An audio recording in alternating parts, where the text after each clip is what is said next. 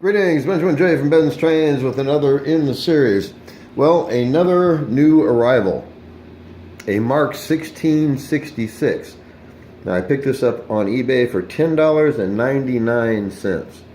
And as you can see, it's not perfect. The biggest problem with it is that it is filthy. You can see that it's caked with, it looks like mud, but what this really is, this has been stored in a shed, very likely an outdoor garden shed. And when you pick it up and kind of wipe it off, this is the result. All of the, that real fine powdery dirt gets down into every single crevice in this body. And it just looks terrible. It's in the wheels, it's in every single part of the body itself. And so you take this thing apart and dunk it down in a hot sink with water, and you scrub it with a brush, and this will come out looking virtually new. And you can see it's got this yellowish tannish tint to it, and it just makes the engine look terrible, which is very probably why no one bid on it. So I picked this up for $9.99. I was the only bidder. And it is complete. It has the rear truck, it has the front truck. There's no damage, no appreciable damage. It's just filthy.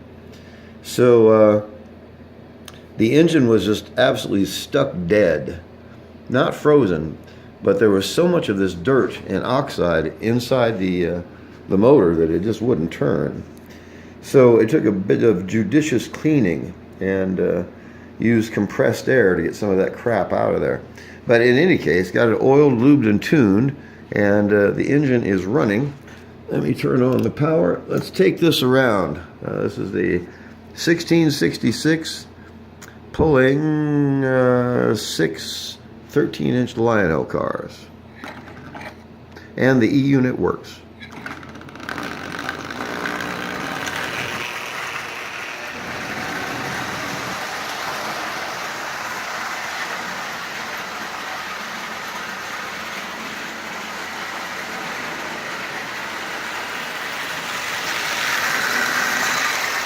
So as you see, it runs absolutely perfectly. So what I've got to do is strip it all down and really give it a bath, a soap and water type bath, just to clean off that shell, and then get as much of the crud and the junk out of the motor as possible. And I'll use compressed air for that. But like I said, whenever you see that tan colored dirt, it's always indicative of a engine that has been stored in a shed. And when you wipe off the dirt that's covering it, all the dirt gets forced down into every little crevice, and this is almost like garden soil, a bit grittier than that. So anyway, just wanted to do a quick video. This is a fairly decent engine, double reduction as you see, but no major damage with it. It's just completely filthy.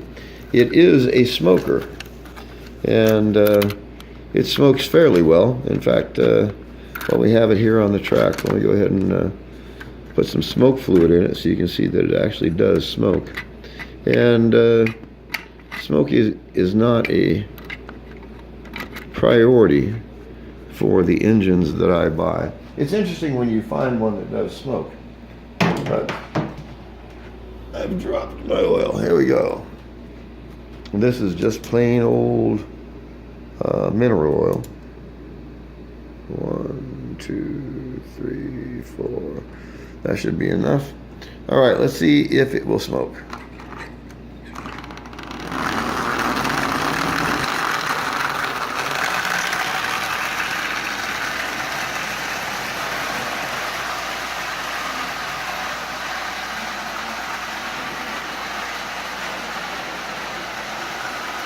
And it is.